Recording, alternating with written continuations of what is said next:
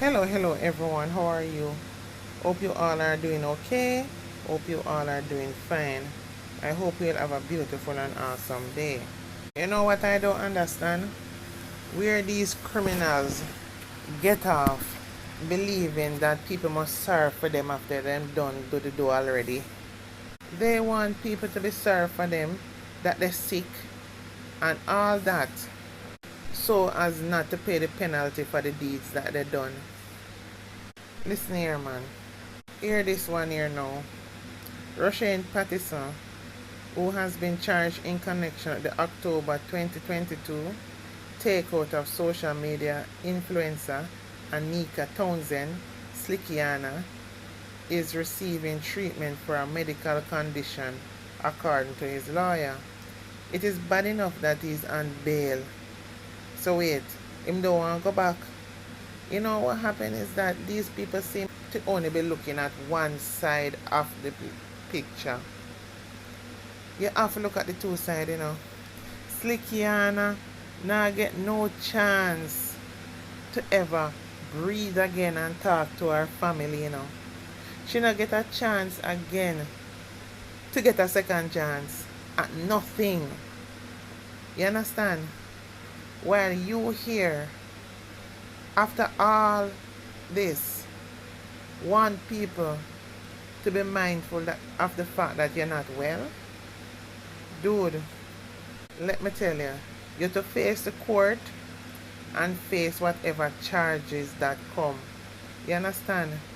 Anytime when you put yourself out there and do certain things, you need to be mindful of the consequences. In a medical report that was included as part of a bail application made on July the 16th, it was stated that Patterson was suspected to be suffering from a case of hemophilia, a condition that prevents the blood from clotting properly. He was bleeding uncontrollably, defense attorney Dion Mailer Barrett said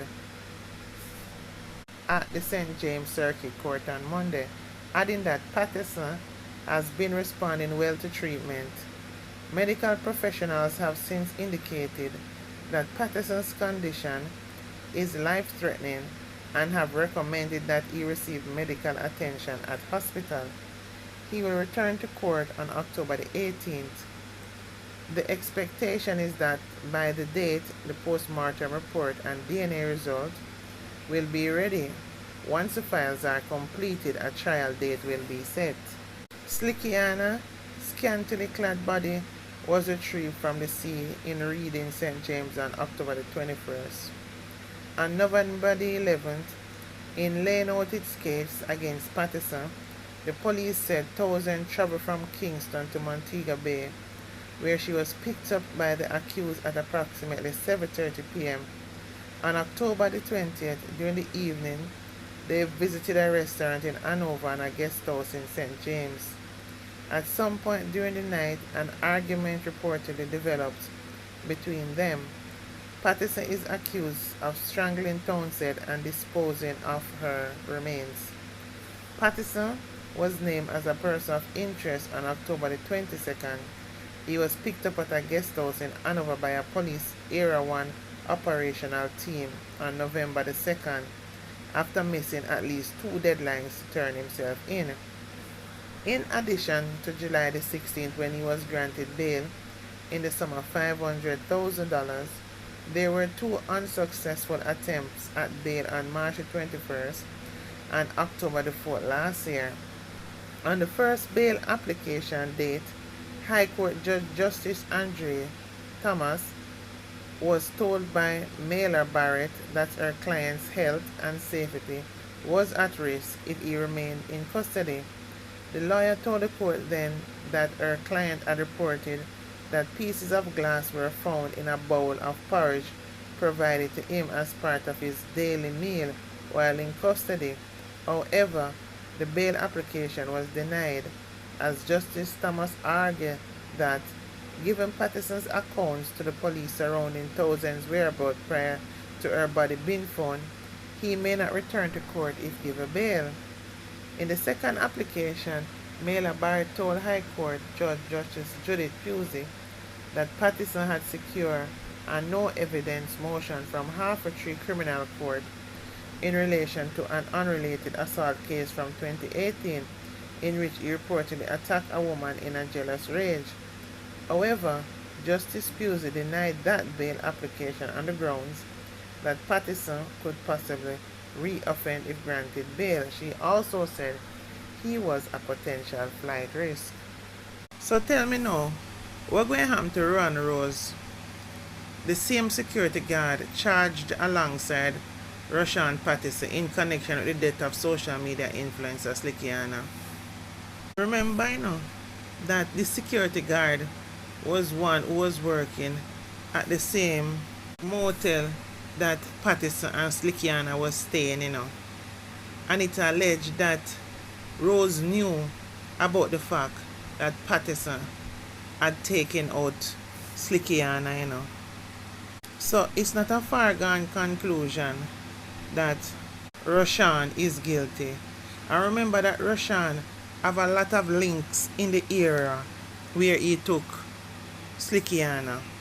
This was a sad and painful case altogether because when you check it out, Rushane was the last person being with Patterson up into the hours of the night.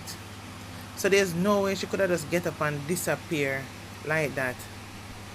It would just be like he want to use excuse of illness to not be in lockup. Let me tell you, man, go to prison, go sit down and take your medication, you hear? Or at least you're still alive and your family and friends can still come and visit you. Then here this one, bright like a morning star, Rushen Barrett. You remember him from Trelawney, who brutally take out the mother and all her children? Same place in Chapelton, Clarendon? Yes, that same one, Rushen Barnett. After he took out his cousin Kimisha Wright and her 4 children at their Cocoa Peace home in Chapelton, Clarendon on June 2022, he is appealing sentence on the basis that they were excessive. Lord, take the case. Excessive, 5 people life you take and you still alive, which, if people could have able to take things on them own and you wouldn't be. And before you sit down there and go and have the free food, you still try and make your voice heard, but you want sentence reduction.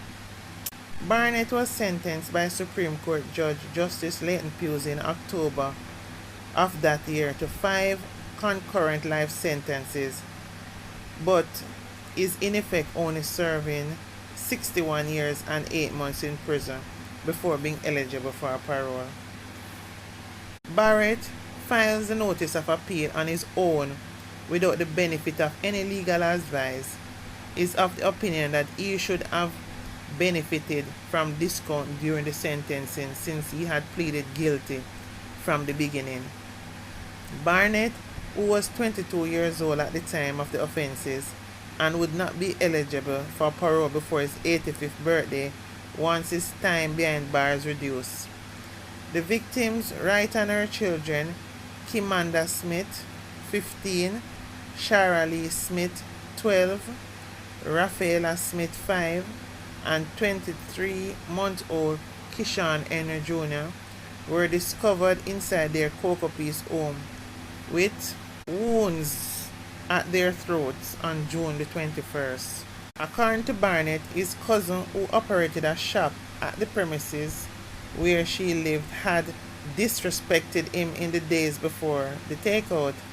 He claimed that a customer had come to the premises and he served the customer, but his cousin was upset and told him he was never to serve her customers and grabbed the cash from his hand and splashed water into his face. Well, of course, she is not here to defend that, because word on the street is that what caused him and her to have the altercation is that he was selling WEED from out of our house, and she was upset that him bringing all kind of people to the house because of what he was selling. And after taking him in, now she didn't want him there anymore because she don't want him bring unwelcomed people to our premises. So his version of what he says happened, she's not here to defend that. However, he take offense to that, and subsequently the interaction with his cousin, he said, led to the taking out of the whole lot. He then fled the area to Wilson Run in Trelawney, where he was apprehended. He was charged 3 days later based on a caution statement he gave to the police. Barnett, who was the one to act as a babysitter for his cousin's children on multiple occasions, was subsequently convicted that July of 5 counts of takeout in relation to the deceased. Now, youth, what kind of heart you have that even though you babysitted those children quite a few times, you never formed no kind of bond with these children to have some sort of heart towards them. But right now, you don't like people to have a heart towards you in terms of reducing your sentencing. You don't deserve to even breathe in the air that you're breathing, honestly. At the sentencing hearing in September, when the Director of Public Prosecution, Paula Llewellyn, whose office had initially served notice that the Crown would seek the death penalty, but later withdrew because Barnett pleaded guilty, had argued that he should get life in prison and should serve no less than 60 years before being eligible for parole, and anything less than that would be evil. Justice Pusey, in his summation before handing down the sentences, had expressed eternal hope that Barnett's name would be discarded to the dustbin of history, and in the same breath urged that the names of Barnett victims be immortalized.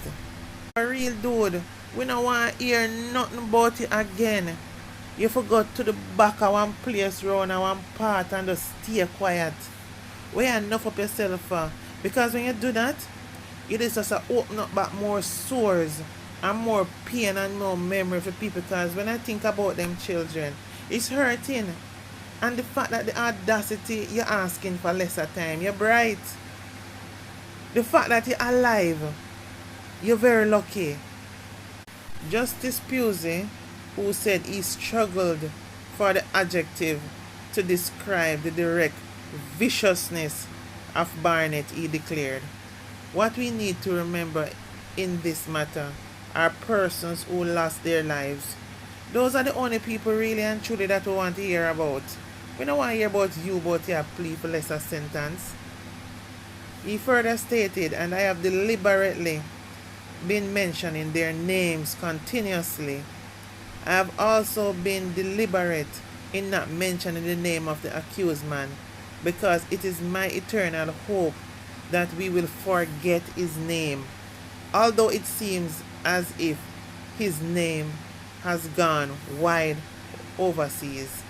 The thing about it, with such a gruesome act, is like people worldwide is going to be in awe. I remember we have Jamaicans living all over the world. So when that news spread, it is going to be tearing through the hearts of many, even if you're not Jamaican, to think that a youth couldn't take out those little children. You know what I mean? Knowing that he's a youth himself. In handing down the sentences, the judge, who said he deliberately avoided mentioning the details of the injuries of the 5 deceased, given the presence of their family members, said this is a crime for which adjectives and descriptions were insufficient, and which shocked and horrified a nation, even in this country, which has unfortunately gotten too used to these kind of things. But this was too much. Justice Pusey, ahead of directly addressing Barnett, said he found instructive a note by one of the officials that Barnett, who appeared to be superficially charming, deceitful, lacking in empathy and remorse at the time of the evaluation, had expressed this desire to give oral medication, placed in a single cell, and to remain in custody for a year before being released on the current charges. The judge in turn said the crimes fell under the most serious category recognized in law, told the court that in arriving at the sentence, he took note of the report of a forensic psychiatrist who, after assessing Barnett, said he had a major mental illness, but that he displayed features which suggest that he has an antisocial personality disorder. Personally, I think all of Jamaicans suffer with those kind of disorders. It's just how you relate to people in a real life. You have to have some kind of empathy and love in you, which this a boy and have no kind of empathy and love in him. Assess most Jamaicans, you'll find that they have these disorders. Trust and believe that. But the plan ain't going around to go hurt young babies. According to the doctor, he found that Barnett understood the nature of the offense, but was not acting under any abnormality or mind when he committed the offense. He said although Barnett indicated that he heard voices, lie boy I tell, him think it was a easier way out. His examination of him did not uncover any signs of delusion in his history. He further said Barnett appeared eager to deflect responsibility for the alleged offenses to his cousin's mother by claiming that she caused phobia to be on him. I hate when people use this word as a excuse to be a failure in this life. You see, everything where they can't accomplish have to do with phobia. Phobia cause it.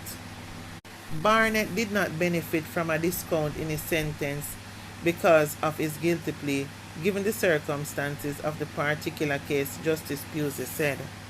Well, really and truly, he would have gotten a discount because each of them is a life, and he would have get 5 life sentences, which basically with him getting 60 years, to me it look like him just get 1. So more he want. Of course we know so you can't live 5 times, but what I'm saying is that him not to get no more discount, him get a lot of benefits right there so for even be breathing. While declaring that the matter approached the category of one that could attract the death penalty, Justice Pusey said, "We really have no precedents in our annals and dare say, I hope we have none after today." The judge said that the case of Jeffrey Perr, who was convicted in 2008 for the 2005 takeout of 3 children in Killanchully, St. Mary, and sentenced to life imprisonment on all accounts, was the case which came closest, as well as the case of Mark Henry, who was in the same October sentenced to life for the takeout of 3 children, one of whom was his own, as his sentence would be on each offense for the lives of Kemisha Wright, Kimanda Shara Lee, and Rafaela Smith, and Kishan Henry, a life sentence on each count with eligibility for parole after 61 years and 8 months. The sentences are to run concurrently, the judge ordered. Stay where you're there and stop enough up yourself, because we don't want to hear nothing more about you. Anyway guys, please remember to like, comment, and subscribe to my platform, please. Love you all. Bye for now.